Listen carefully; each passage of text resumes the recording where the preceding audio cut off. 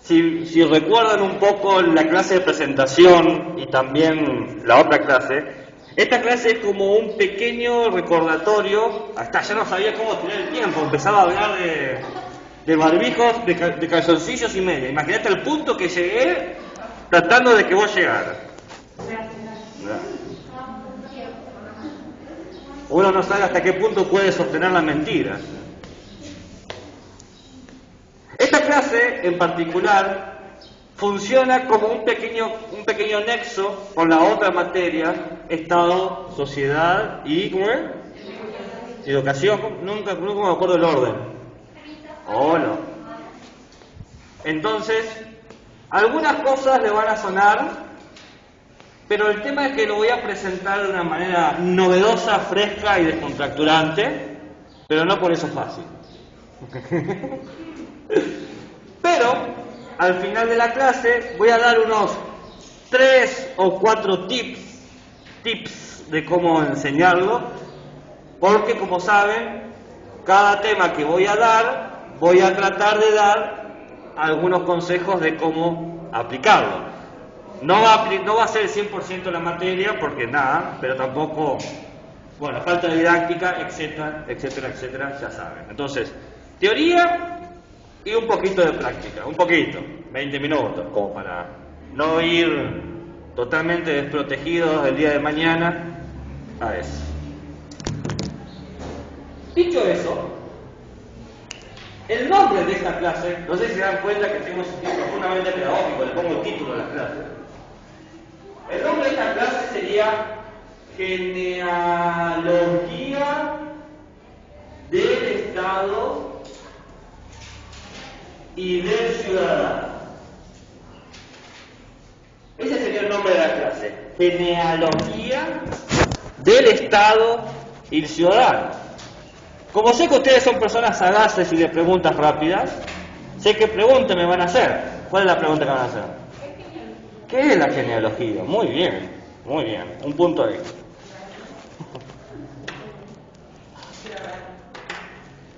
Genealogía, ¿a qué otra palabra les hace acordar? No.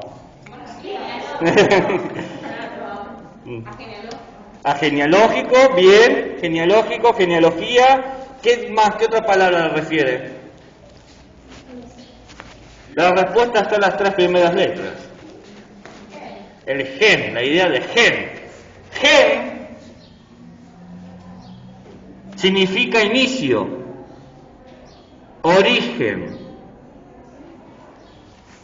Logía, como sociología, como filosofía, como psicología, todo lo que termina en logía significa sentido, lógica.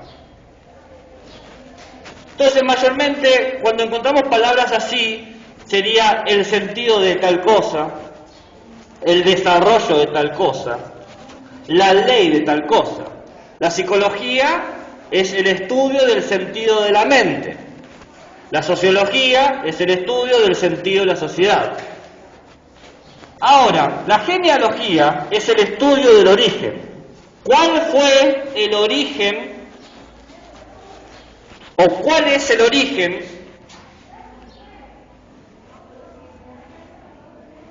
de, y acá una X, lo que sea? Entonces, si yo digo la genealogía del Estado, estoy hablando de qué originó el Estado y cómo en la historia fue cambiando.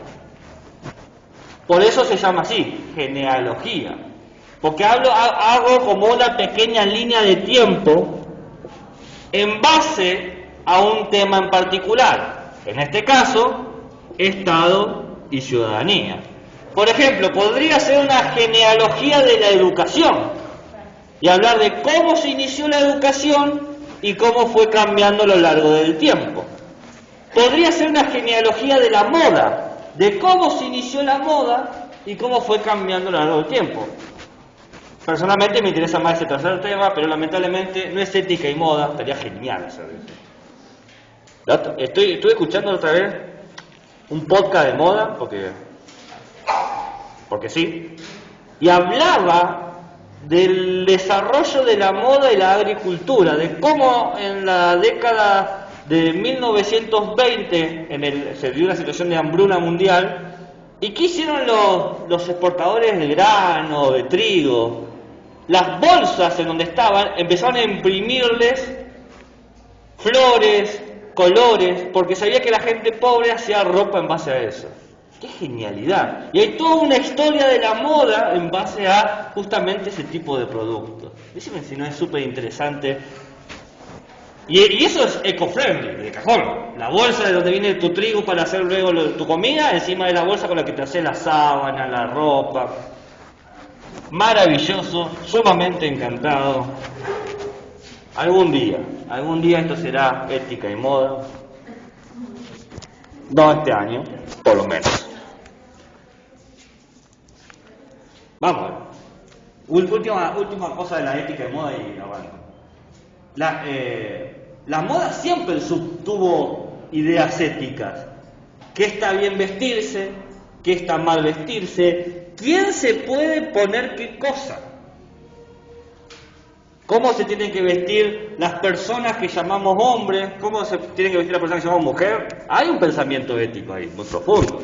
Y muchas veces asfixiante y otras veces liberador. Ya está, ya me lo saqué del sistema. Estaría buenísimo hacer una secuencia de moda y ética, no sé, lo tiro así, como si algún día quieren hacer algo loco, locacho. Bueno,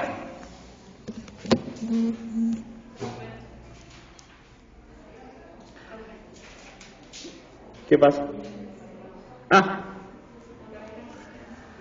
Esto comienza en lo que vamos a llamar un límite histórico.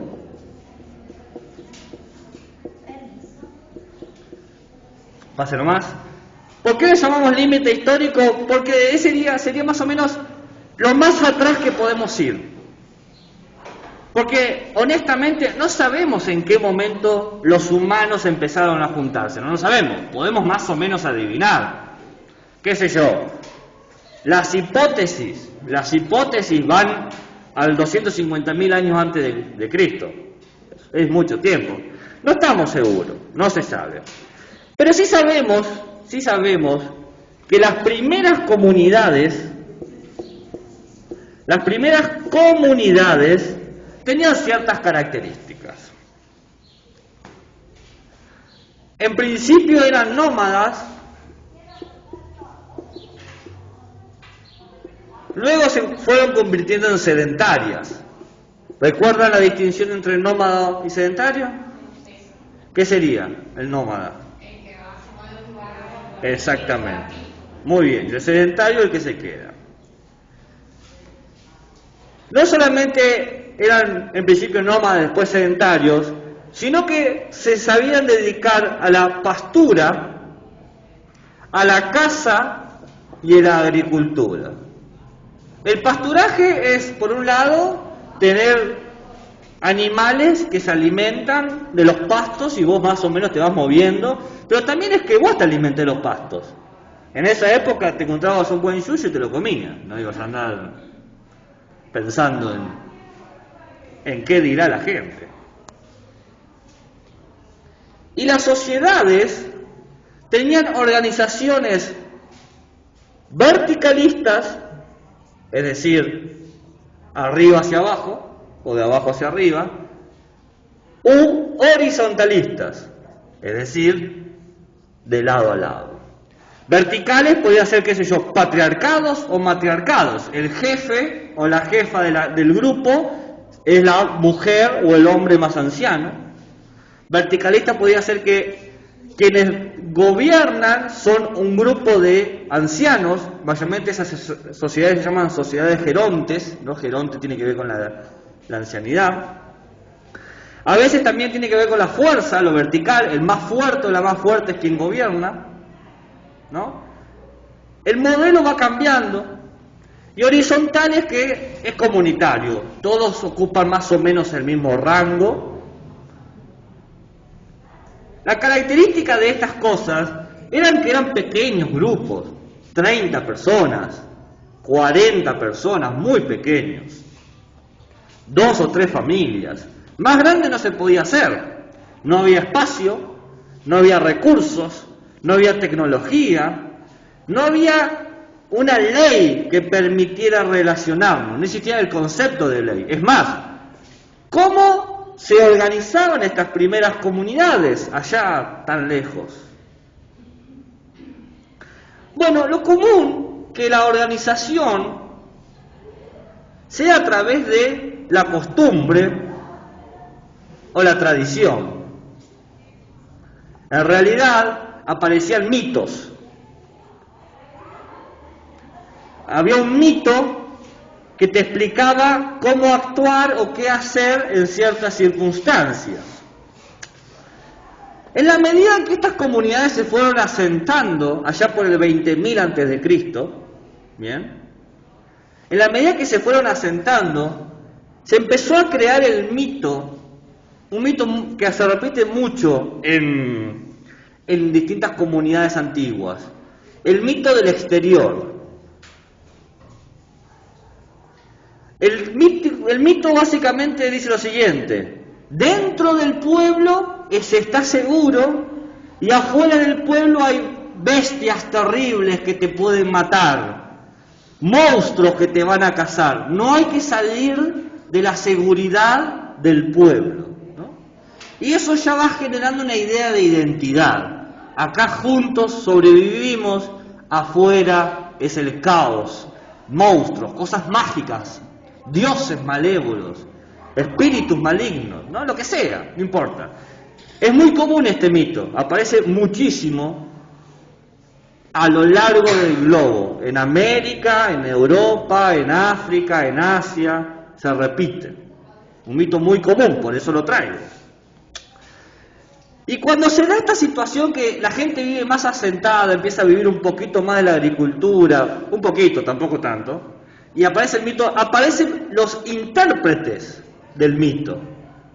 Gente que dice seguir ¿cómo sería? Lo expresado por los dioses. Intérpretes. Aparecen lo que se empieza a llamar los delegados del poder. Gente que dice, nuestro Dios quiere, o uno de nuestros dioses quiere, qué sé yo, que sacrifiquemos 2 vírgenes. No sé. Nuestro Dios quiere que juntemos el grano. Nuestro Dios quiere, y así, ¿no? Entonces se da un fenómeno muy curioso allá por el 20.000 antes de Cristo, que a partir de vínculos familiares, 30 o 40 personas, a partir del sedentarismo, a partir de que se empieza a desarrollar la agricultura, se empieza a generar una jerarquía. Había muchas sociedades que eran horizontales, pero a partir del 20.000 empiezan a desaparecer y se empiezan a mantener únicamente sociedades verticales, donde había gente que dice que está en contacto con los dioses. Está en contacto con los dioses porque son más fuertes, porque curan enfermedades, porque no mueren, tienen tantos años que están conectados con los dioses, son el umbral, ¿no? ¿Puedo borrar?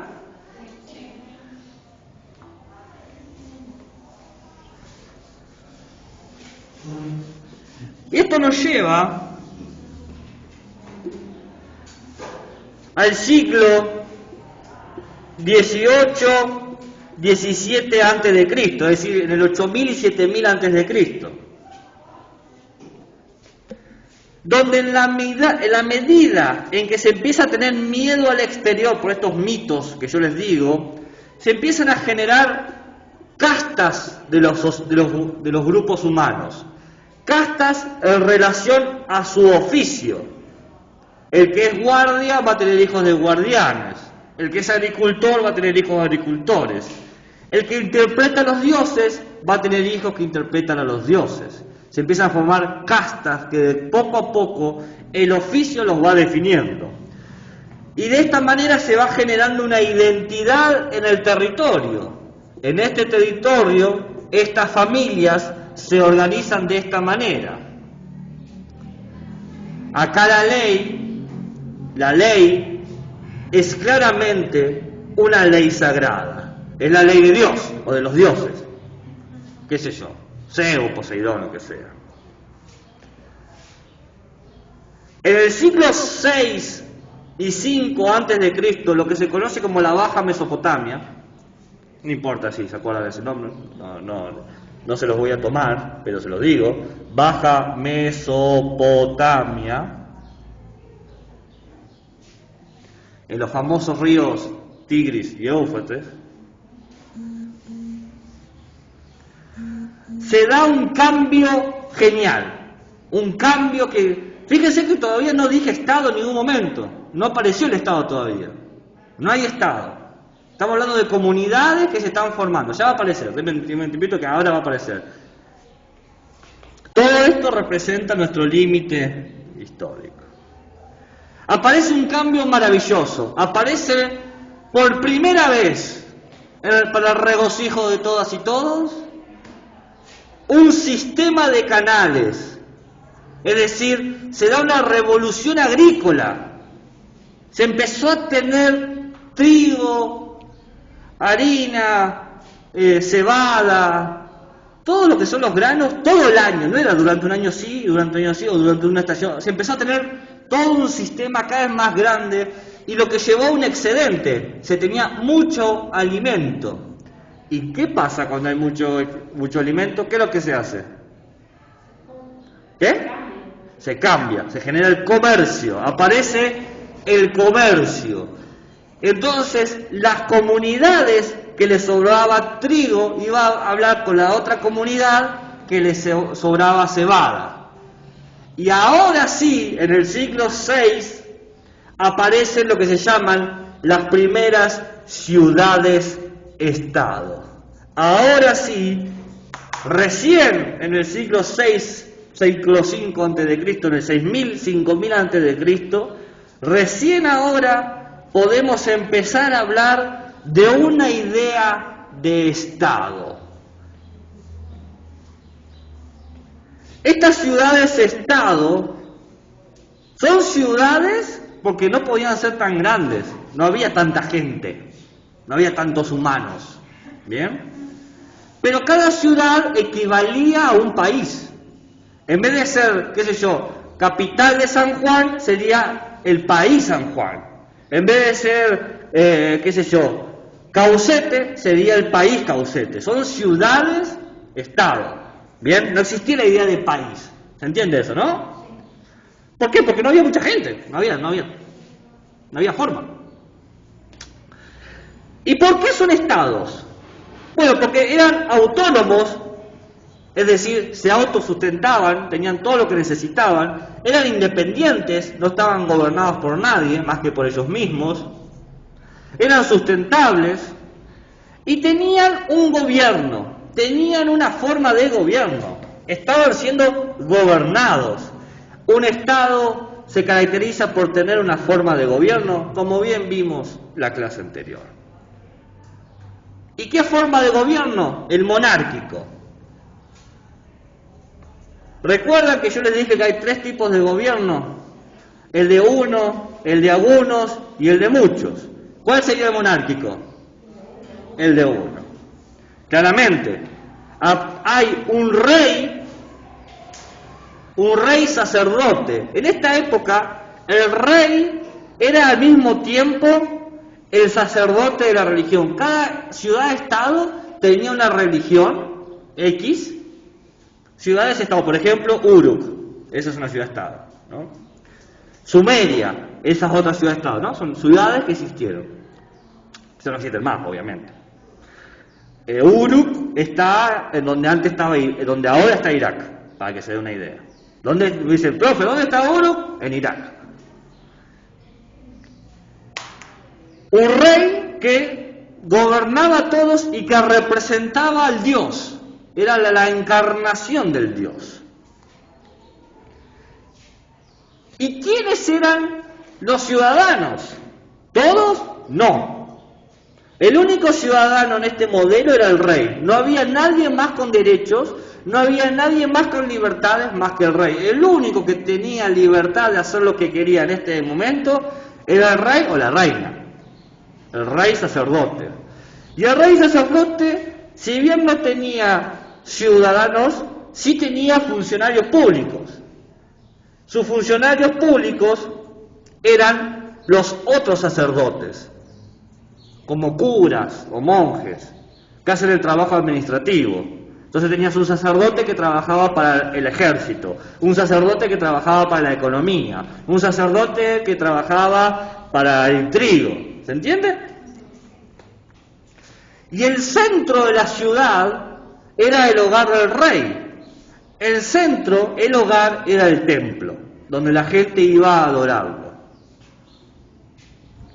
Esto ya lo sabían, supongo. Qué bueno.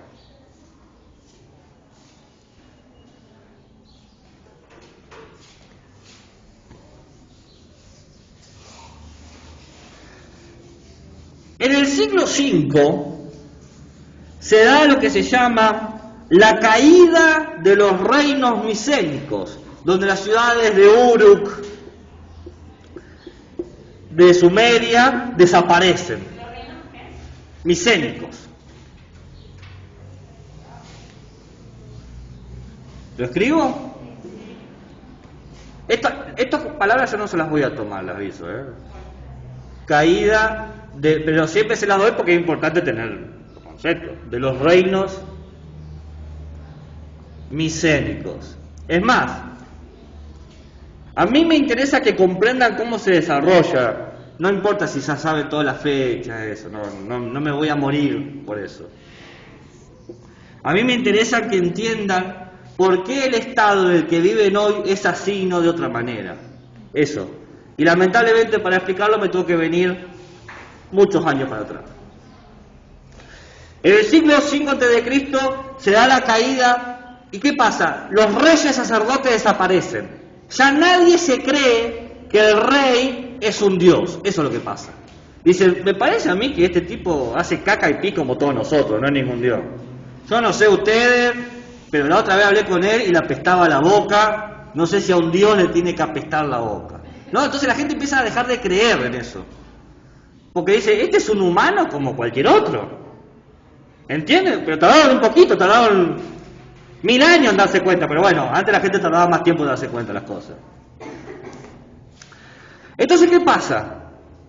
Todos esos sacerdotes que eran funcionarios públicos se dan cuenta que ellos tienen realmente el poder. Dicen, momento, si yo sé cómo funciona esta ciudad, si yo sé cómo funciona la economía, los impuestos, la agricultura, o sea, el que sabe cómo funciona esto soy yo.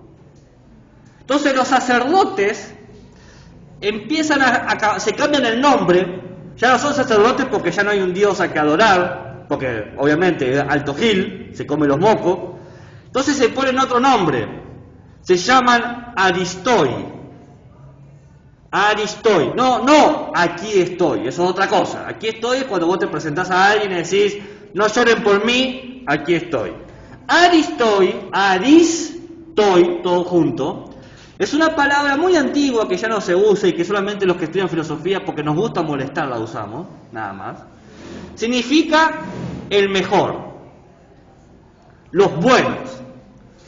De la palabra Aristoi proviene la palabra que sí existe hoy en día, aristocracia. Entonces se pasa del gobierno monárquico al gobierno aristocrático. ¿Qué característica tenía el gobierno aristocrático? ¿Cuántos gobernaban? Unos pocos, muy bien. Fíjense, parecía que los conceptos que habíamos aprendido en la clase nos íbamos a olvidar, pero no, vuelve, justamente, ese es el chiste. Se consideraban los buenos, los mejores.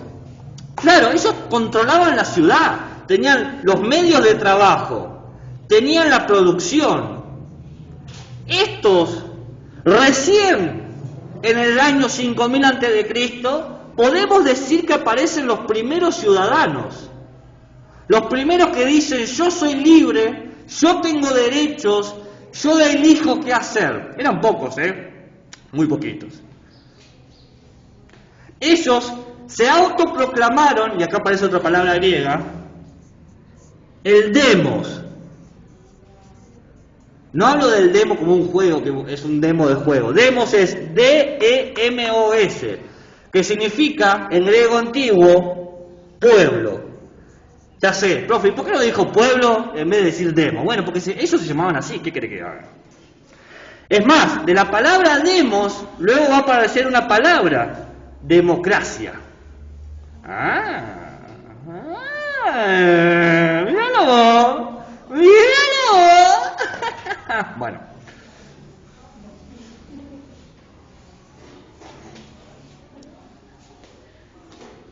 Pero todavía no estamos en la democracia, estamos en esta aristocracia. ¿Qué característica tenía esta democracia? Bueno,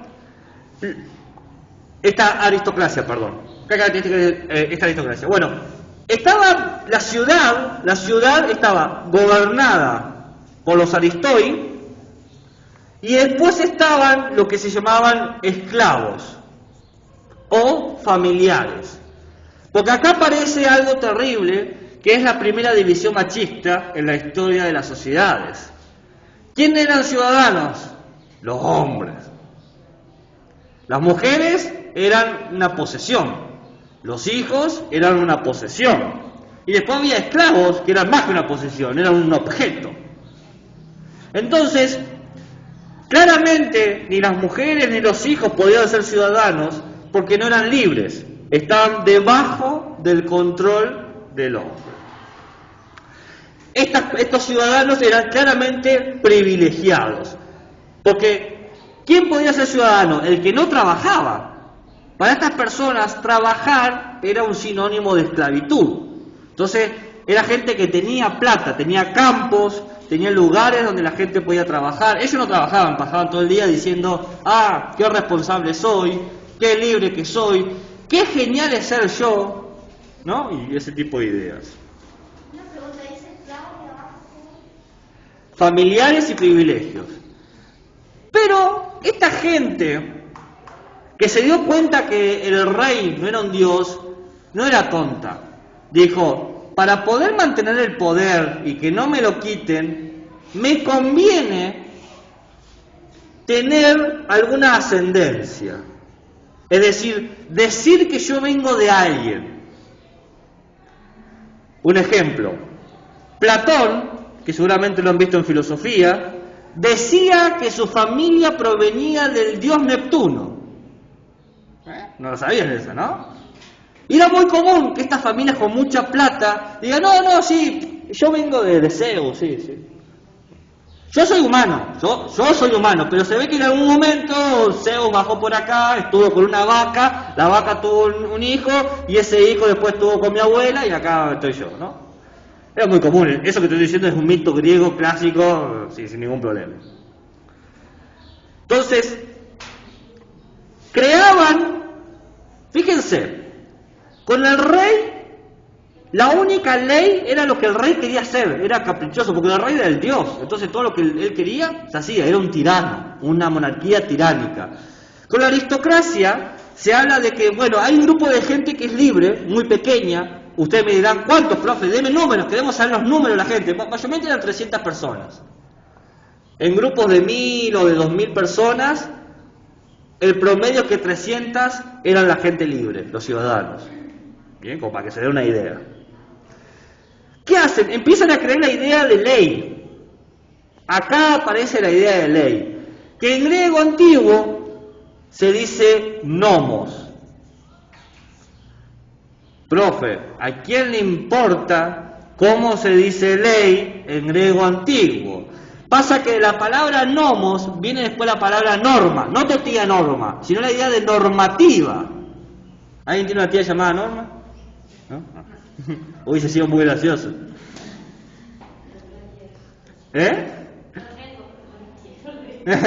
Tengo una tía, pero no, la odio con todo mi corazón. Cada vez que la veo le digo, ¿sabes qué asco que me da?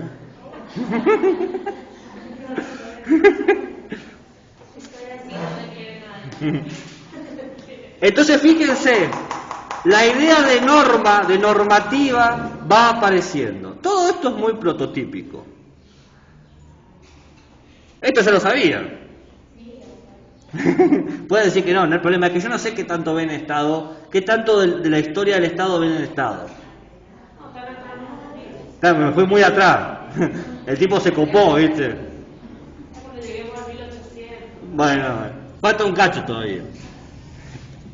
La clase del Estado es una sola, quédese tranquilo. Antes hacía 3. Así que imagínense el recorte que he hecho. Es que es muy importante. Si tuviésemos más clases, haría más clases. Sí, lo haría. Que vos digas no, lo quiere. Negociamos de todo, profe.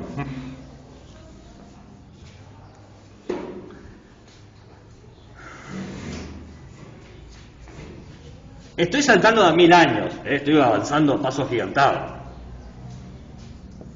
En el siglo 4 a.C. aparece un importante cambio. Y ahora ya no vamos a hablar a nivel mundial.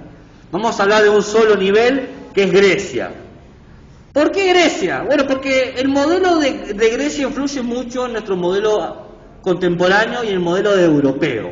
Entonces, lamentablemente, si estuviésemos en China hablaríamos de otro lugar, pero estamos en Argentina influidos por el desarrollo europeo y por lo tanto tenemos que hablar de lo que influyó en Europa. En esta época, en Grecia, existían muchas ciudades-estado. Atenas, Esparta, ¿bien? Y se creó en esta época un importante cuerpo jurídico que se llamó ius naturalismo. Y acá, lamentablemente, tiene que ser en estos términos porque se usa hoy en día así. No es que yo lo decidí. No es que un capricho de usar palabras viejas. Hoy en día se dice ius, y latina, s, espacio o guión, naturalismo. ¿Qué significa? Significa ley natural. En esta época aparece una idea que va a seguir funcionando hoy en día, por eso me detengo acá, que es la idea de que la ley del ciudadano, la ley del Estado, te va a proteger siempre y cuando hayas nacido en ese Estado. Por eso, si vos sos un natural de aquí, la ley te va a proteger. Si sos natural de Argentina, las leyes argentinas te van a proteger. Y esa idea se inventó en el 4000 a.C. en las ciudades-estados griegas. Les dije que seguía operando hoy en día. Hoy es algo obvio, antes no era tan obvio. No era común. Esto lleva a que la gente que no haya nacido en la ciudad no es protegida por ningún derecho, ninguna ley. Che, me robaron. Ah, muy bien. ¿Usted de dónde es? De Esparta. Ah, no, salga de acá, usted. Si lo robaron es porque se mereció ser robado. Es más, aparece una palabra que ustedes deben conocer. Bárbaro. Bárbaro, no es que está todo bien, que bárbaro. Bárbaro significa extranjero, el que vive afuera. Entonces, se empieza a generar una distinción entre nosotros, los que estamos protegidos por la ley, nosotros, los que estamos reconocidos por el Estado, y ellos, que la suerte que los salude. En este modelo aparecen algunas leyes interesantes. Profe, ¿va a hablar de todas? No, de algunas nomás, de 3. Pero, por ejemplo, de vez en cuando voy a tirar algunas leyes porque es importante conocerlas. Se las voy a decir en griego y se las voy a decir en español. No me importa si se las saben en griego, pero mi trabajo como filósofo es tener que decirlas en griego. Una ley que se llama isonomía, isonomia, que sería igualdad cívica. Ahí las escribo todas y después las explico. Otra ley que se llama isegoría, I-S-E-G-O-R-I-A, que sería derecho a hablar. Y una ley que se llama eleuteria, E-L-E-U-T-H-E-R-I-A, que sería la libertad. Isonomía, isegoría, eleuteria. No me importa si se lo acuerdan, no están obligadas a acordárselo, pero sí están obligadas a acordarse esto. La Grecia inventa 3 leyes, no solamente la idea de un naturalismo, sino la idea de que todos los ciudadanos son iguales, todos los ciudadanos tienen derecho a hablar y todos los ciudadanos son libres. Fíjense, ¿en qué momento se crea esto? En el 4000 a.C. ¡Qué maravilla! En el 4000 a.C. Bueno, esto sigue funcionando por mucho tiempo, ¿no?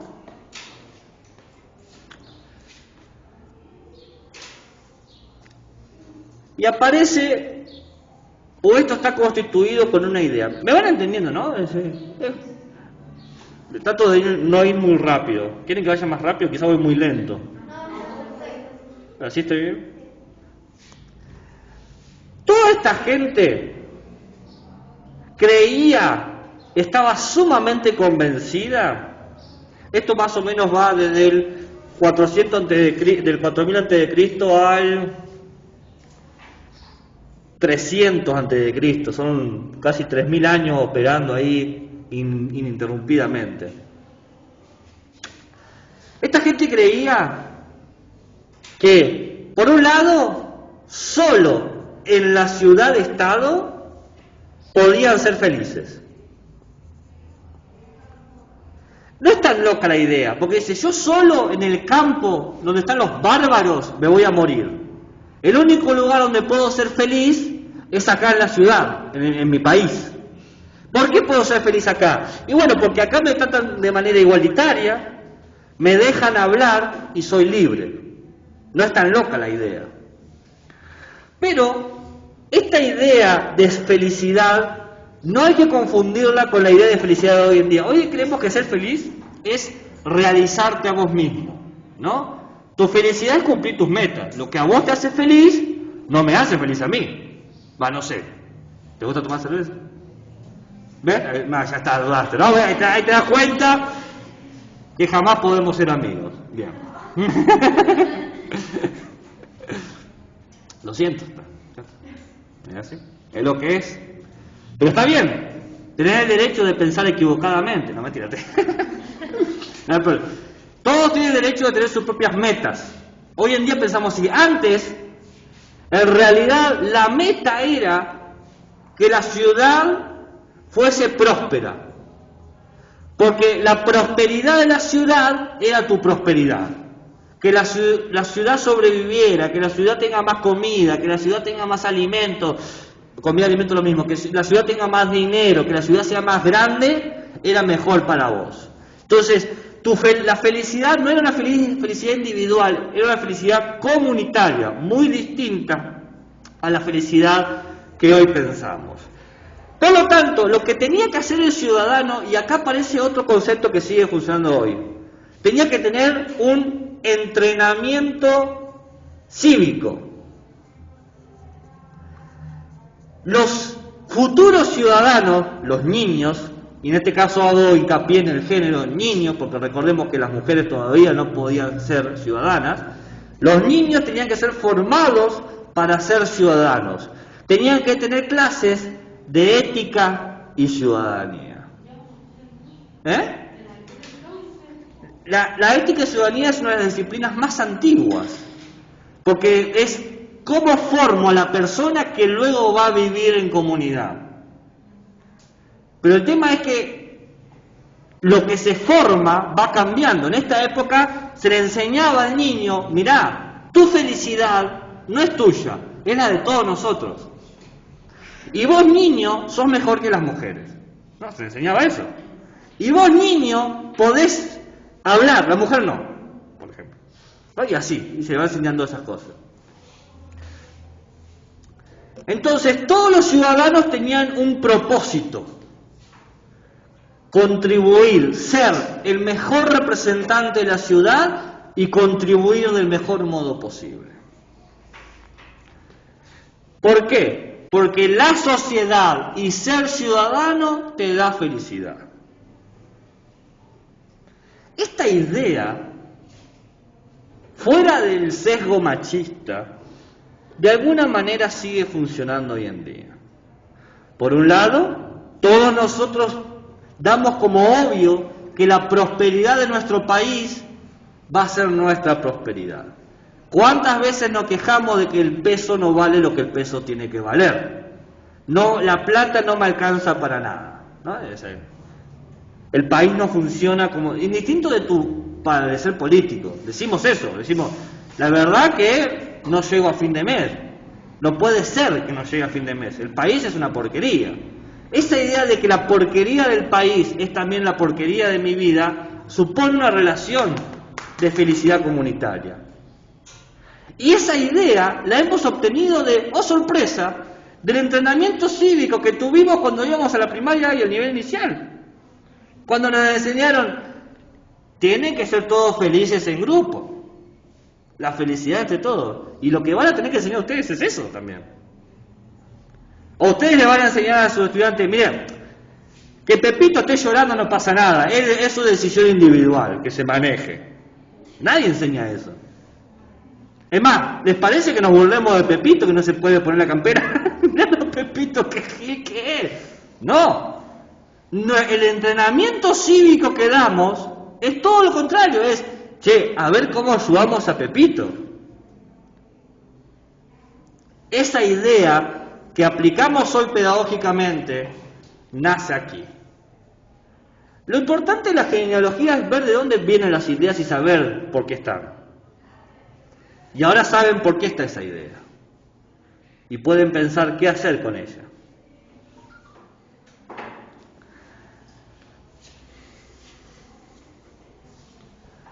Última idea de esto.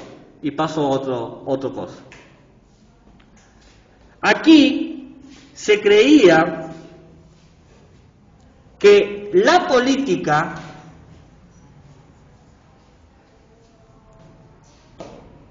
si yo digo la política, ¿qué estoy diciendo? La política la llevan a cabo los funcionarios. Eso. Y si yo digo lo político, ¿qué? La tarea que hacen. ¿Qué? La tarea que hacen. No, no te entiendo. Lo político. ¿Qué es lo político? Me doy, dice.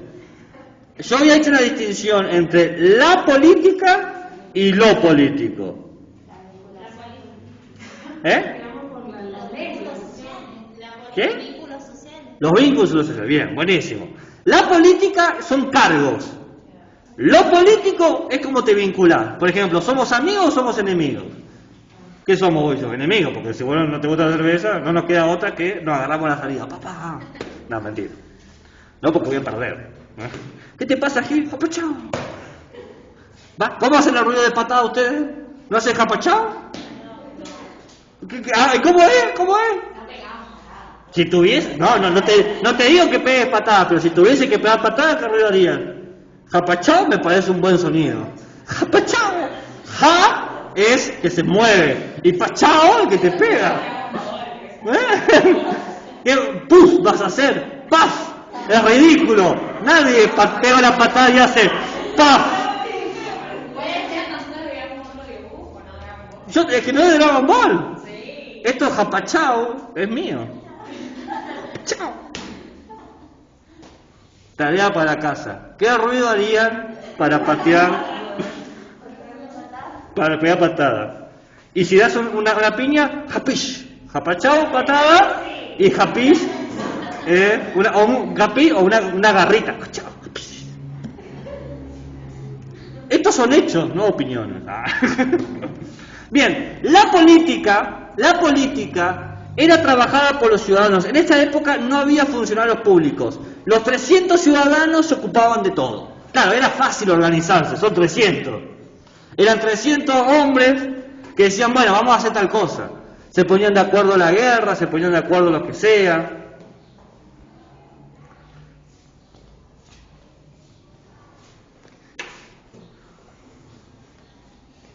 ¿Puedo borrar?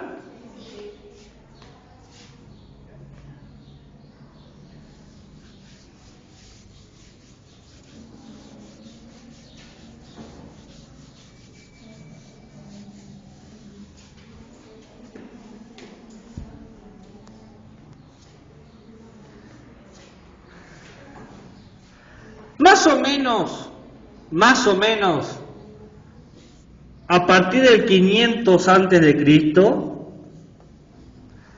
va a aparecer otro modelo de ciudadanía y de ciudad-estado. Va a aparecer el ius positivismo. Ius, I-U-S, y positivismo. Ius es ley, ya se los dije. Ius naturalismo es ley natural. Y positivismo viene de la vieja palabra latina de postum. Y me dirán, profe, ¿qué es postum? Postum no es trasero, ¿ok?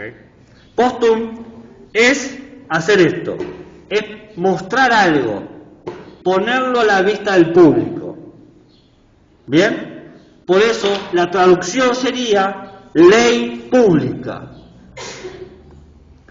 Positivismo no es que está todo bien, eso es optimismo. Positivismo significa que se puede ver, que todo el mundo puede oírlo, eso es. ¿Se entiende?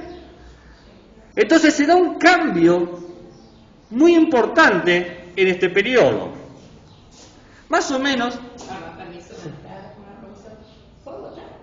No.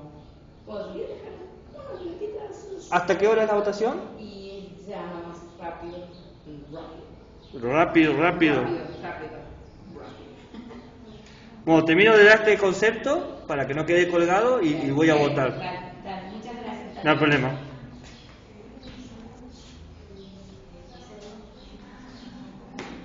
Bien. El positivismo sucede en un momento. De vuelta, vieron que yo les voy dando momentos históricos, no importa si se lo acuerdan, pero se lo voy a decir. Sucede con la caída de Tarquinio el Soberbio. ¿Quién era Tarquinio el Soberbio? Era un rey romano que quería tener todo el poder. El tema es que la gente le dice, este hace el gilbo, van y lo matan.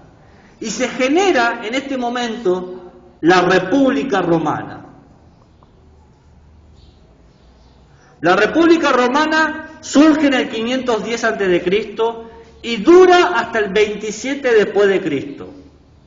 ¿No? Dura del 500 antes de Cristo al 27 después de Cristo. Luego, en este periodo, la República Romana se transforma en un imperio y va del 27 después de Cristo hasta 1453.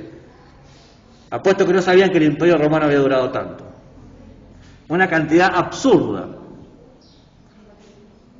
1453. ¿Esto por qué es importante? Porque por 2000 años el modelo de Estado fue el modelo de Roma. Es más, las leyes estructurantes de la Constitución argentina replican las leyes estructurantes de la Constitución romana. Y nos creemos innovadores y no lo somos.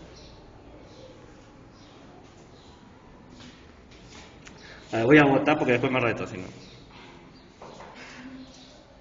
Bueno.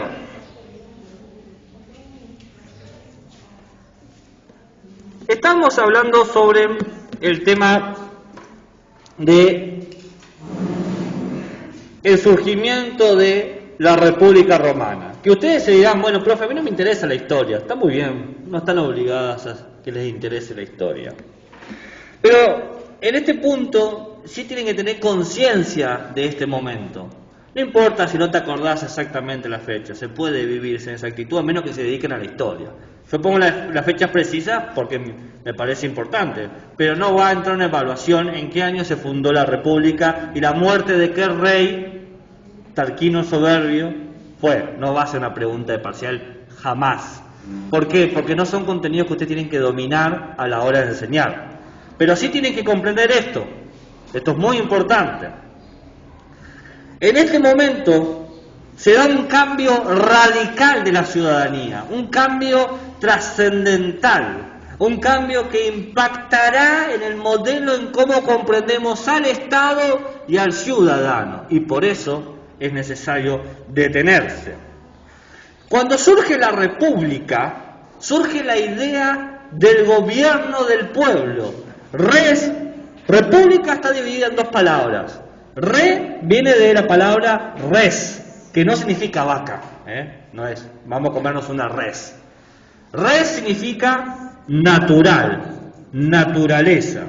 Y pública no significa una persona muy conocida. Pública significa justamente de acceso a todo el mundo. La naturaleza del pueblo. Cuando se funda la República, se funda una idea de gobierno totalmente nueva. El gobierno es una cosa del pueblo, dicen los romanos. Son la gente que hace al pueblo quienes deciden cómo van a ser gobernantes, cómo van a ser gobernados, perdón. Entonces aparecen conceptos muy curiosos. Aparecen las primeras ideas del consulado.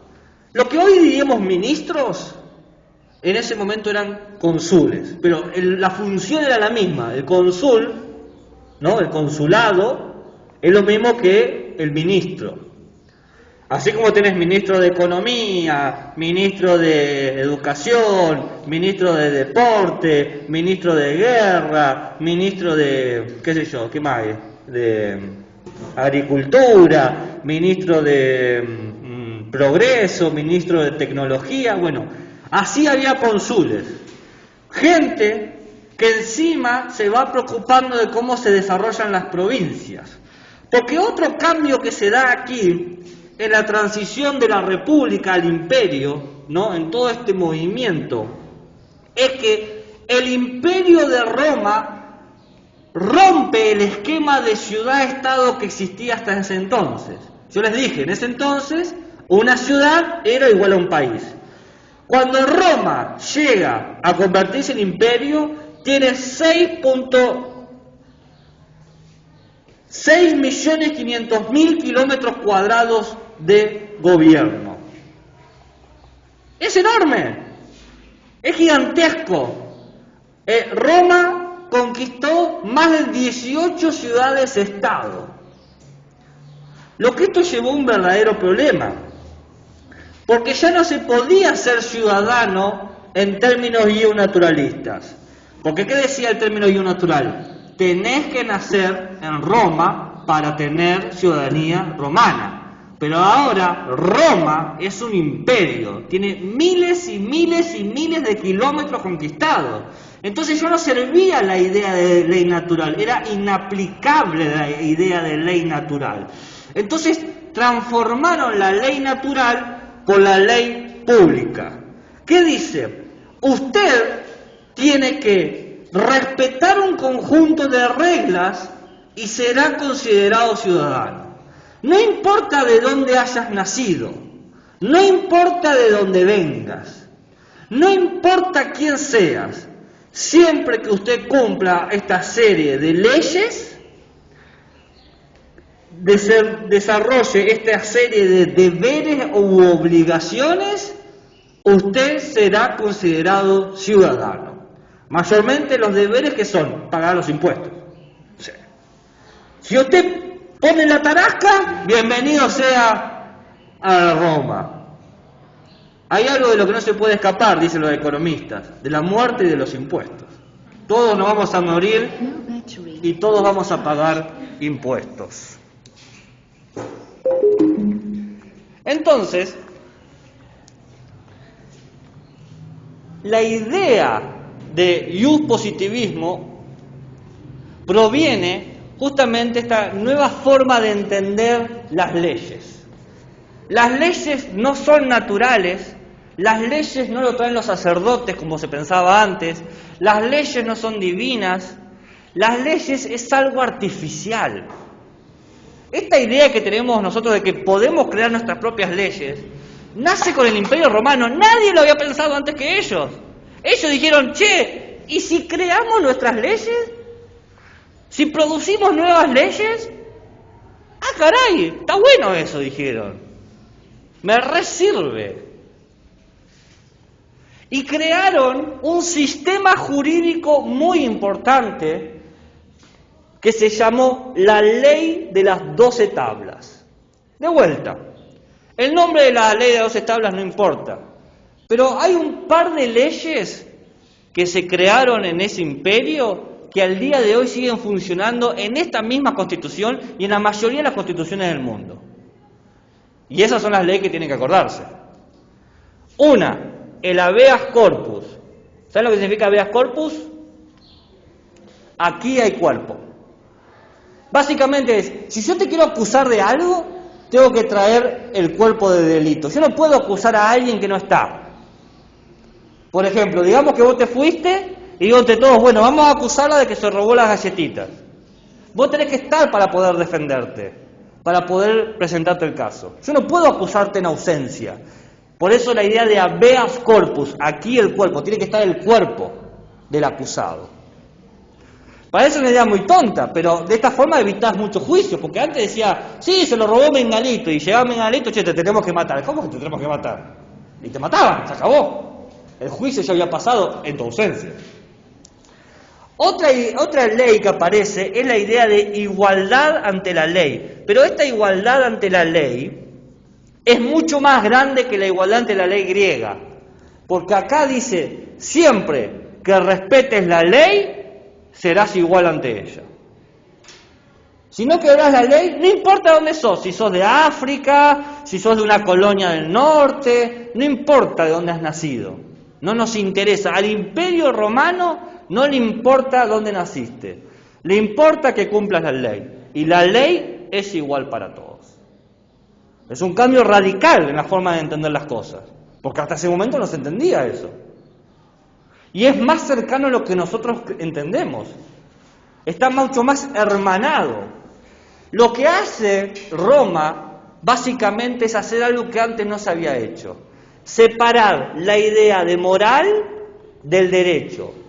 Hasta ese momento, siempre la idea de ley o de derecho estaba la idea de una moral. Los buenos ciudadanos son la gente que nace aquí, son buenas personas. Recordemos la palabra aristoi, los mejores. Y acá dice, no importa si sos una buena o mala persona. Quizás sos un tránsfuga. Quizás, qué sé yo, tenés 20 novios, no me interesa. Siempre que respetes la ley, está todo bien. La moral no supone el derecho y el derecho no supone la moral. Y acá, con esta división, ¿saben cómo llamaban a esta división?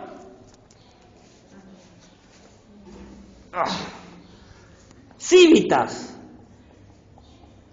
Que suena mucho a qué. ¿A qué suena civitas? Civitas. S-I-B-I-T-A-S. ¿A qué suena civitas? Suena cívicas. Cívicas, a ciudadano, a lo civil. Exactamente. Acá aparece la idea más moderna de ciudadanía que tenemos nosotros. Una cuestión de derechos y no de moral. Fíjense qué curioso. Cómo la necesidad de poder incorporar nuevos países que estaban conquistando llevó a cambiar la idea de Estado. Porque ya no podían ser ciudadanos los que habían nacido en Roma porque eran re poquitos. Y Roma era enorme. Entonces tuvieron que cambiar radicalmente la idea de eso. La idea de civitas te dice básicamente que la ley es un instrumento. Un instrumento para generar justicia en la sociedad. Por eso la ley se puede cambiar. Si el instrumento no sirve, usamos otro.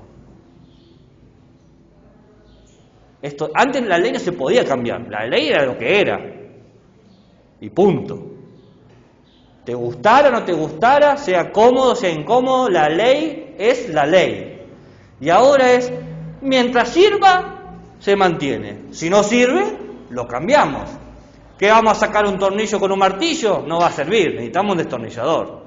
La ley como instrumento.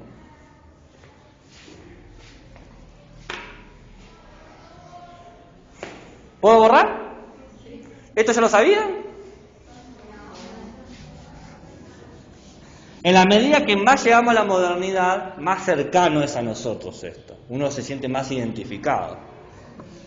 Uno dice, mira vos, ¿quién lo diría?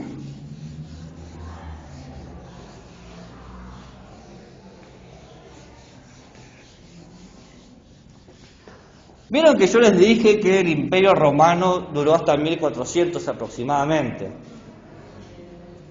¿Qué? ¿Dónde está la gracia de eso?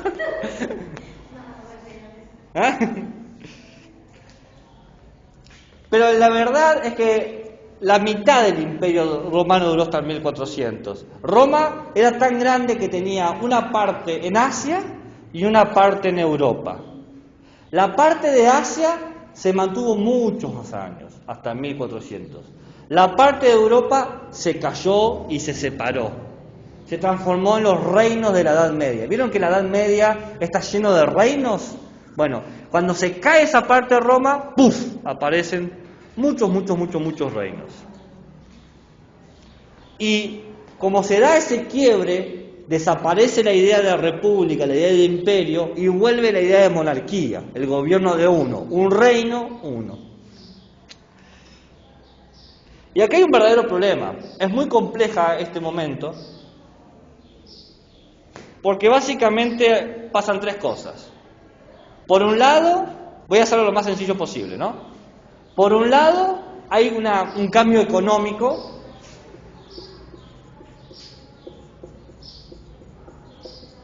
Y por el otro lado, hay dos formas de Estado. Sí, esto básicamente es desde el 284 después de Cristo al 1453. Atraviesa toda la Edad Media. Hay un 1453. La fecha desde que cae la última parte del Imperio Romano y la fecha en que desaparece la Edad Media coinciden. Hay un cambio económico y hay dos modelos de Estado. Un Estado cristiano y un Estado islámico. Yo sé que algunos de mis colegas creerán que no es necesario enseñar la idea de Estado religioso. Yo soy ateo, aviso, en principio, ¿no? Pero hoy en día, donde las conformaciones geopolíticas islámico se caracterizan porque aparecen estados nuevamente influidos por la religión, como el caso actual de Afganistán, y las generaciones a las que vamos a educar no son impermeables a eso, todo lo contrario, están atravesadas por esos problemas. Y quién sabe si el día de mañana la gente que eduquemos sean refugiados o provengan de otras partes del mundo, tenemos que tener nociones sobre eso. No podemos ser ignorantes ante eso. Entonces, un poquito voy a decir, no mucho, lo suficiente. Esta parte de la Edad Media nadie se la va a pedir para que le den empeño, desde ya les digo. La parte de Roma sí, les voy a explicar un poco cómo hacerlo. Y la parte de Grecia también, les voy a explicar un poco cómo hacerlo. Esta no, pero yo se las doy igual. ¿Entienden lo que estoy diciendo? Sí. Bien. En términos económicos, aparece el feudalismo. El feudalismo es un clásico sistema económico donde hay un señor que tiene un pedazo de tierra llamado feudo. El tamaño del feudo puede ser 1 hectárea, 1000 hectáreas, no está determinado. No hay un número y dice, bueno, 1000 metros cuadrados es un feudo, no se sabe. Dependiendo de distintas cuánto controlás es el tamaño de tu feudo. ¿Bien? Es un concepto nomás.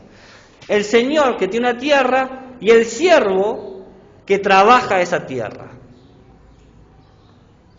¿Bien? El señor es dueño del territorio, el rey, por ejemplo, y el vasallo, el siervo, trabaja eso. En ese momento se consideraba que trabajar en la tierra del otro era un vínculo jurídico, era un contrato. El solo hecho de trabajar ahí ya te obligaba a no poder trabajar en otro lado. Por eso se hablaba de siervo, yo te sirvo a vos.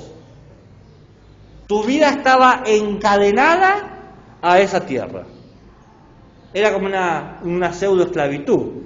Te pagaban algo, pero no eras tan libre, porque no podías ir a trabajar a otro lado.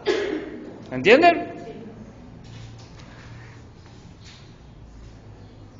¿Cómo lograban este vínculo jurídico? El Señor decía que tenía poder porque Dios se lo había dado. Acá vuelve el argumento de Dios. ¿Qué había? Había la iglesia, mayormente el cristiano apostólico romano, que decía, este rey es un representante de Dios. Entonces vos si trabajás para él es como si trabajaras para Dios. ¿Entienden? La monarquía funciona así. El rey o la reina representa un elemento sagrado. Y la gente que trabaja para eso no solamente le sirve al rey o a la reina, sino que sirve de alguna manera a Dios. Y ustedes me dicen, profe, esa es una idea súper anticuada. No, el Reino Unido tiene su reina Isabel II y la reina representa eso. La reina es la cabeza de la iglesia. Es la representación sagrada de Dios en la tierra. Pueden creer que es una tontería, pero el Reino Unido se maneja así. Traten de discutir la imagen de la reina y díganme cómo les va. Y hay varios países que son así, no solamente, digo el Reino Unido porque es quizás el más conocido. En África hay muchas monarquías y en Asia Oriental también. Hoy que queremos creer que lo común son las democracias. No es lo común. Un 50 y 50. 50% democracia y 50% monarquías. Esto generaba un problema, porque el siervo estaba gobernado dos veces, por el rey y por el sacerdote, lo cual generaba muchos problemas. ¿A quién tiene que servir el siervo? ¿Al rey o al sacerdote? Por años, ¿qué? Por años se discutía, no. A veces ganaban los sacerdotes, a veces ganaban los reyes.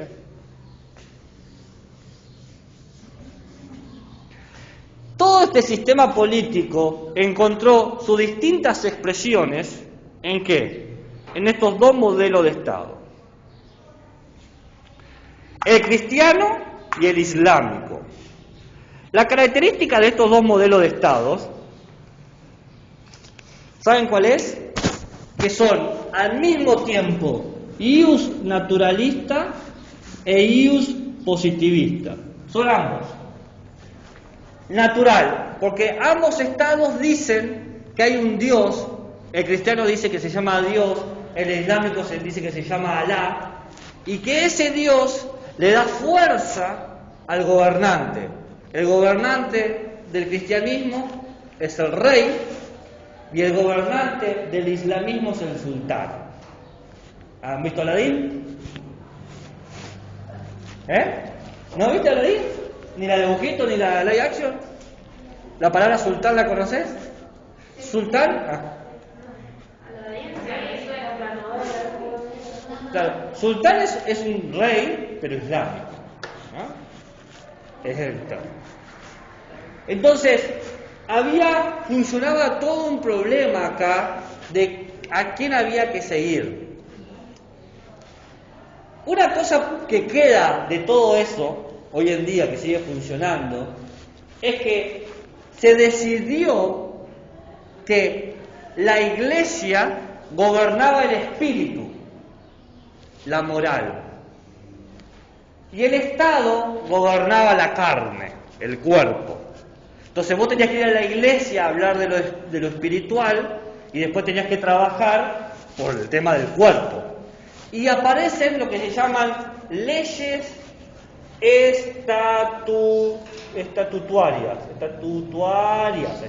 estatutarias. Leyes de los estatutos, leyes de los estados, que son leyes de comercio. En la Edad Media aparecen las primeras leyes de comercio. Es decir, este país comercia con este otro país. Y esas leyes transformadas siguen funcionando hoy en día. La gente quiere creer que estamos desconectados del pasado. Quieren creer que lo que somos hoy es el producto de una revolución, de un cambio, de una transformación radical. Pero en realidad estamos hechos de momentos del pasado. Y por eso hay que ser conscientes. Porque la gente se sorprende, ¿cómo logra pasar esto? Y pasa que vos te estás justificando en una ley del medioevo. Y trae toda la idiosincrasia del medioevo. O te estás posicionando en una ley romana. Y trae toda la idiosincrasia de los romanos. O te estás posicionando en una ley de 5.000 años. Y trae toda la idiosincrasia de 5.000 años. Y ahí se entiende más por qué ciertas cosas tienen éxito o no tienen éxito, operan o no operan, a nivel de cómo nos vinculamos cívicamente. ¿Por qué nos relacionamos así y de otra manera? ¿Por qué casualmente la gente que sostiene perspectivas machistas hablan de leyes naturales, de los que han nacido, de las jerarquías? ¿Y por qué casualmente los que hablan de perspectivas liberadoras hablan de cuestiones más romanas, de la ley como un instrumento, emancipadoras? Porque se traen toda la idiosincrasia que está utilizando y proporcionando esa propia ley. Si se dan cuenta de dónde están parados, pueden saber qué piensan y qué están entendiendo. Me quedan 2 cuadritos. Bueno.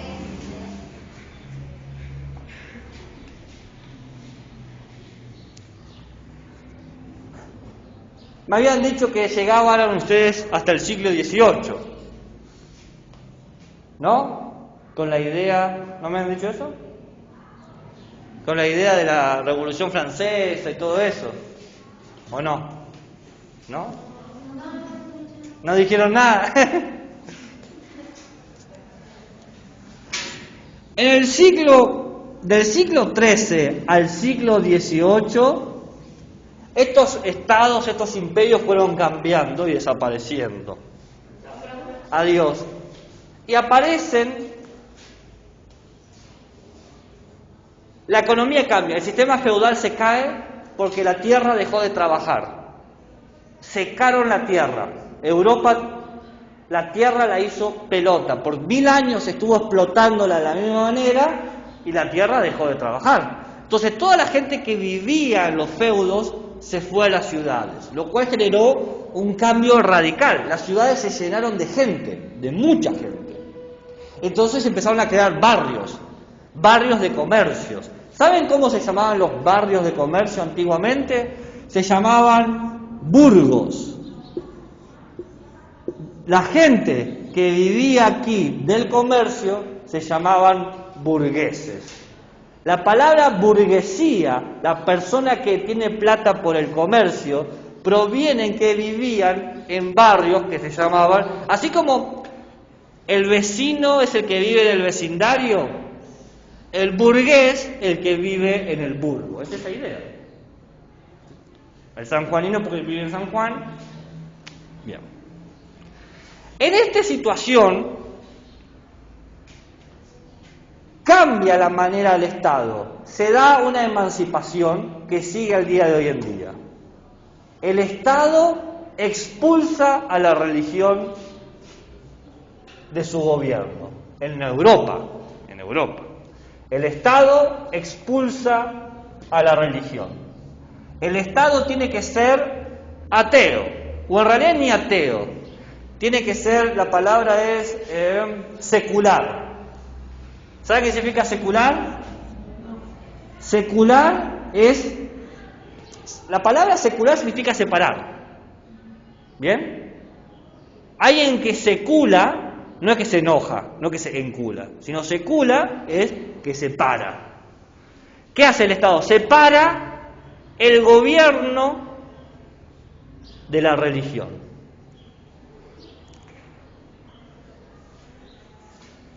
Y crea todo un sistema nuevo de gobierno, producto de las revoluciones burguesas, que esto ya lo vamos a ver cuando veamos los derechos humanos, crea la idea de derecho, la idea de derecho humano. Cuando se separa lo religioso, se dice, bueno, pero ¿qué garantiza que nadie mate? ¿Qué garantiza que nadie viole? ¿Quién garantiza que no roben lo tuyo? Antes era Dios, era fácil. Porque creemos en el mismo Dios, no nos vamos a hacer daño. Ahora no. Ahora no importa en qué Dios crees. ¿Y qué hace? Dice, bueno, lo que pasa es que los humanos comparten unos derechos. Comparten algo que los iguala. El solo hecho de ser un humano te garantiza libertad e igualdad. Artículo 1 de la Declaración Universal de los Derechos Humanos. Todos los humanos nacen libres e iguales. Y eso es una idea que aparece en todas las constituciones. Uno de los principios de la Constitución argentina es esa. Todos los ciudadanos argentinos son libres e iguales. Y esa es una de las cosas que más se enseña en ética y ciudadanía orientada al PEI. La libertad y la igualdad. Cuando se enfoca y se produce esta intención de enseñar a ser y enseñar a hacer, la idea de ser, dice siempre, tiene que enseñarse que uno es libre y que el otro es igual a uno. Y que yo tengo que actuar respetando esa igualdad y respetando esa libertad. ¿Cómo es eso que le sacaste la pelota? ¿Cómo es eso que le robás los juguetes? No, porque vas en contra de su libertad. Vas en contra de su igualdad. Demanda un respeto. Y esto nos lleva al último cuadro. Abajo del derecho, no, eso sí lo puedo ver, pero abajo de donde dice derecho, Humanos, HH, humanos. Y llegamos al siglo XXI, cambalache problemático febril. El que no llora no mama y el que no afana es un gil. ¿No conocen ese tango? ¿No? Respeto ahí.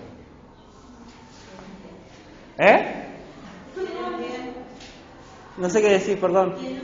¿La tiene un 10? Un punto en el próximo trabajo práctico. Hoy en día la ciudadanía no es esa ciudadanía de los derechos humanos porque ha pasado 300 años. No es la ciudadanía del Imperio Romano porque el imperio ha desaparecido. No es la ciudadanía de las ciudades-estado porque ya no hay ninguna ciudad que tenga tanta fuerza para ser un estado autónomo. No es la ciudadanía de esas primeras comunidades que se basaban por lazos de familia. Hoy la ciudadanía es totalmente múltiple, dispersa y fragmentada. La ciudadanía de hoy en día no es fija.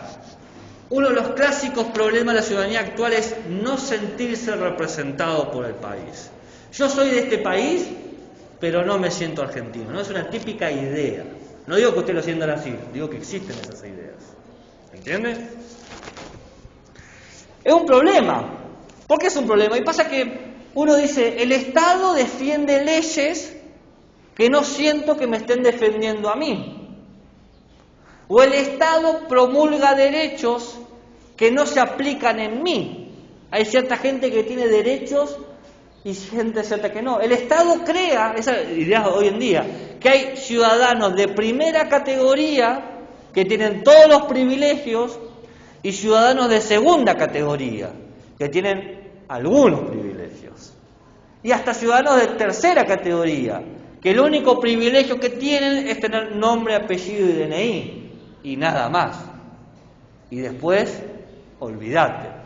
Entonces, ¿cómo puedo sentirme yo protegido? ¿Cómo puedo creer que mi felicidad depende de la felicidad del Estado si ese Estado mismo me ha desplazado? Entonces las respuestas básicamente son dos. Una que se llama multiculturalismo, y otra que se llama cosmopolitismo. Empiezo con la primera. Multicultural significa muchas culturas. ¿Qué dice el multiculturalismo? La cuestión es la siguiente, que hoy en día nos hemos dado cuenta de que la gente no es de una sola cultura.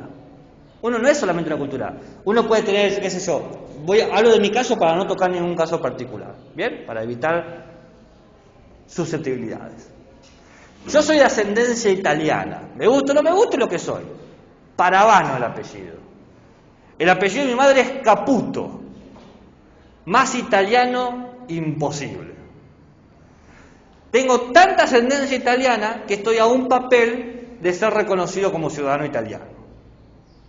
¿Entienden? O sea, entonces, ¿qué soy yo? ¿Soy argentino o soy italiano? Yo no sé hablar de italiano.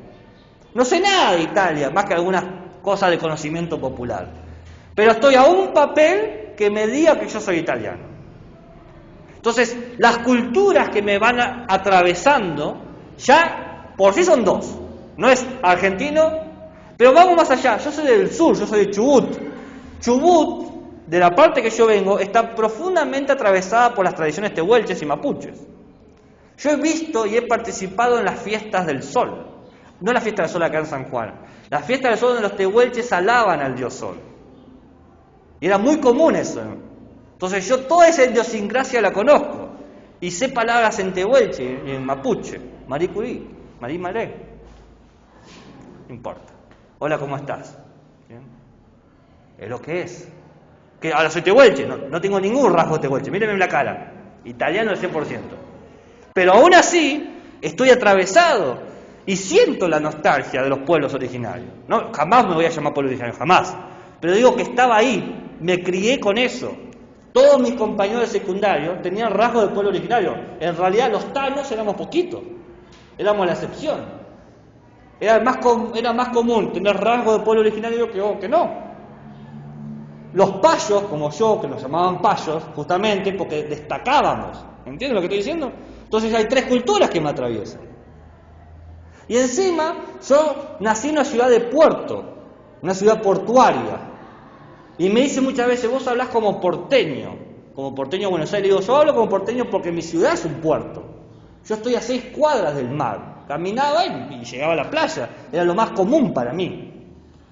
Y ya tengo 4 modos de vivir.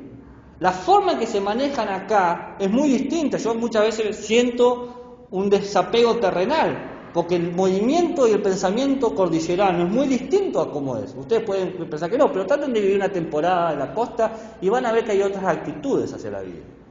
Entonces, el multiculturalismo dice, el individuo no es de una sola cultura, no es monocultural, está atravesado por culturas. Y les doy mi ejemplo, no porque me gusta hablar de mí, sino para evitar tocar cosas, ¿no? Entonces, ¿qué dice el multiculturalismo? Dado que el individuo está atravesado por muchas culturas, yo les di 4 ejemplos, podría seguir dando más, ¿no? Estudié en Córdoba, entonces tengo la cultura cordobesa del estudio de la universidad. Ahora vivo en San Juan, entonces tengo toda la idiosincrasia sanjuanina. He vivido en Buenos Aires también. Entonces, ¿quién soy yo? ¿Qué es lo que me hace mis tradiciones? ¿Entienden lo que estoy diciendo? Entonces, toda esta atravesado lleva, dice el multiculturalismo, a la necesidad de un principio de convivencia. Aceptar que el individuo se debe a los grupos a los que participa, a las lenguas, a las festividades, a las historias, a los símbolos patrios. Y eso hace tu cultura. Y en Pei, parte de la enseñanza que tiene que ver con el multiculturalismo es eso. Tratar de identificar la diversidad cultural de su sala y buscar cantos de la sala, ¿no? Lenguas, aprender quizás un saludo típico, si tenemos gente de un pueblo originario, enseñarle a toda la sala a saludar o a despedirse o a hablar un par de palabras corteses en esos términos. Eso es un clásico ejercicio multiculturalista de ética y ciudadanía en PEI. Yo no me sé palabras en huarpe, sé que no hay muchas, porque se ha perdido el idioma huarpe, pero sé que hay palabras que se han mantenido. ¿Ustedes saben alguna? No sé. Pero fíjense, eso es un típico ejercicio. A ver, ¿qué canciones son propias de tu cultura? ¿No? ¿Qué canciones son propias de San Juan? ¿No? Las típicas canciones que cantan el Sonda, por ejemplo, no sé si las han escuchado. Yo he participado por parte de investigación, me he movido por todo el Valle de la Iglesia, he ido a Angualasto, Colanguil, Malimán, a todas las iglesias de los santos, ¿no? De San Patricio, San Isidro de Colanguil, no sé si las conocen. ¿Sí? Bien ahí. Y ahí me he encontrado canciones que no están grabadas en ningún lado, canciones que son transmitidas oralmente. Son bellas, además, yo he hecho registro de esas canciones porque no hay otro registro más que ese. Y eso es mantener esa cultura, eso habla de la convivencia. En el otro lado, ¿se entendió, no? ¿Se entendió? En el otro lado, el cosmopolitismo habla de que la política tiene que ser global. Cosmos significa mundo, universo. ¿Y qué dice? Bueno, en realidad no importa tu cultura. Vos podés ser la cultura que vos seas, pero todos nosotros tenemos que seguir ciertas leyes comunes. Por ejemplo, respetarnos. Por ejemplo, cortés. Ser cortés con el otro. Ser amable. Por ejemplo, no forzar al otro a hacer algo que no quiera hacer. Ya no importa por cuestiones culturales. Pasa que a veces la cultura te lleva a interpretar lo que hace otro de una manera negativa. Eso va en contra de mi cultura. Bueno, pero esa es tu cultura, no la mía. Entonces, el cosmopolitismo dice, el chiste es, ok, vos tenés tu cultura, podés usar tus prácticas culturales, siempre y cuando no violen ciertas leyes comunes. ¿Se entiende? Entonces, el cosmopolitismo dice, la cultura no importa. Lo que importa es un acuerdo de leyes comunes. Entonces, toda esta historia biográfica que yo les di de mí, para la ciudadanía cosmopolita no importa. Dice, no me importa que vos tengas ascendencia italiana, que hayas compartido tu escuela con pueblos originarios, no me interesa. Lo que me interesa es que vos trates bien a las demás personas, y punto. No me importa tu identidad, dice la ciudadanía cosmopolita, me importa el trato. En la enseñanza cívica en PEI es muy común también hacer este tipo de ejercicios. Ejercicios de confianza hacia el otro, indistinto de quién sea. Prestarle algo a alguien y que lo cuide durante toda la clase. Josecito le va a prestar a Marcelita su pelota. Y Marcelita, durante toda la clase, lo va a tener. Y la tiene que cuidar. Y no le tiene que pasar nada a la pelota. No importa de qué cultura es Josecito o Marcelita, importa la responsabilidad en la relación. ¿Entienden? Ese es un típico ejercicio de ética y ciudadanía a nivel PEI, ¿no? Entonces, les prometí darles más ejercicios. Ya les di un par, pero tengo un par acá, me traje unos ejemplos prearmados. Antes de darlos, ¿se entiende más o menos todo? ¿Se entendió cómo ha evolucionado el Estado y ha llegado hasta el día de hoy? Y de las dos maneras tenemos que trabajar en el PEI. Claro, exactamente. Las dos maneras son las como se trabaja hoy en día. Las dos formas. ¿Pero hay alguna duda, una interrogante conceptual? ¿No? Bueno, les dije unos ejemplos, era cantar canciones típicas de un grupo, ¿no? Ese es un ejemplo muy clásico. Porque recordemos que acá se juega con lo que se hace, el hacer. Entonces, ustedes tienen que identificar un poco la ascendencia cultural de los grupos, ¿no? Se pueden hacer prácticas de hablar con la familia o que los chicos y las chicas cuenten un poco en sala de 4 cuáles son las costumbres que tienen, o pueden hacer ustedes su propia investigación detrás y luego ofrecer aprender canciones, ¿no? Pequeñas canciones, pequeñas estrofas, nada, todo el mundo. Eso tiene que ver con una cuestión de las identidades. Pero yo sé que una de las cosas que se están preguntando es cómo genero la idea de Estado, ¿no? Parece difícil. En realidad, cualquier práctica que lleve a construir algo juntos ya lleva la idea de la comunidad cívica. Entonces puede decir, entre todos vamos a armar un fuerte, por ejemplo. Vamos a armar un espacio, entre todos. Generamos un acuerdo y generamos este espacio y este espacio va a ser nuestro espacio. Y eso ya está dando la práctica de constituir la comunidad. No le están diciendo, miren, de esta manera le estoy enseñando a generar una unión cívica política. Uno no dice eso. Pero la práctica es esa. Trabajar en conjunto. ¿Dónde ponemos las partes? Dinámicamente se va generando ya acuerdos. Por más que ustedes no lo digan explícitamente, los estudiantes terminan generando acuerdos de cómo armar. Muchas veces parece de forma espontánea. Otra forma es ayudar al otro con una actividad cotidiana, esta idea de la responsabilidad cívica.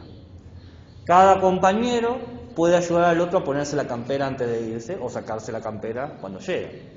Ese simple ejercicio repetido todos los días da la idea de que yo soy responsable de lo que le pasa al otro. Porque el otro es parte de mi comunidad, la sala es mi comunidad. ¿Entienden lo que estoy diciendo? Ya para la sala de 5 se puede hacer, bueno, quizás si tienen suerte en sala de 4 también, proponer temas de conversación. ¿Qué juegos te gustan? No es un tema de conversación. Y que uno hable con otro. Eso genera sensaciones de pertenencia e identidad y también de diferencias. Bien, todos los que estamos aquí nos interesan jugar cosas distintas. Claramente no van a construir ese pensamiento, pero la práctica va a llevar a mostrar eso. ¿Entienden lo que quiero decir?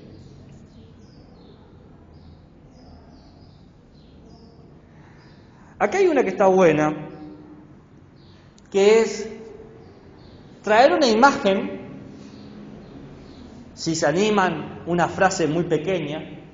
Una imagen puede ser la familia, o la frase puede ser mi familia. O pueden tener la imagen y decirle que hay una familia porque de a poco se estimula la lectocomprensión, ¿no? Parte de uno de los ejes transversales de PEI es estimular todo el tiempo el reconocimiento de símbolos. Entonces ustedes, a lo sumo, no le van a hacer que lean mi familia, pero traen la imagen de una familia o de muchas familias y de la palabra mi familia. Entonces tenés mamá, papá, hijo, papá, papá, hijo, mamá, mamá, hijo, mamá, abuela, hijo. Y vos decís, debajo de esto dice familia, debajo de esto dice familia, debajo de esto dice familia, debajo de esto dice familia, debajo de esto... Y empezar a preguntar qué entienden por familia. ¿A qué llamarían familia? ¿Qué piensan de otras familias? ¿No? Esta idea de hablar del grupo también es una forma de constituir la idea de Estado. Porque la base de todo Estado es la familia. Todo Estado se sostiene por la familia. Si la familia no se reproduce, no hay más país que mantener. Entonces, fortalecer la imagen de la diversidad de la familia y de la familia como núcleo de identidad es una práctica dirigida a entender la idea de Estado y ciudadanía a través de la práctica.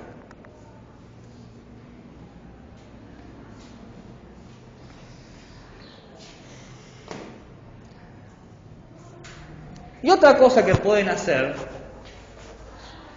es recuperar cuentos y leyendas de distintos momentos históricos que hablen de grupos sociales.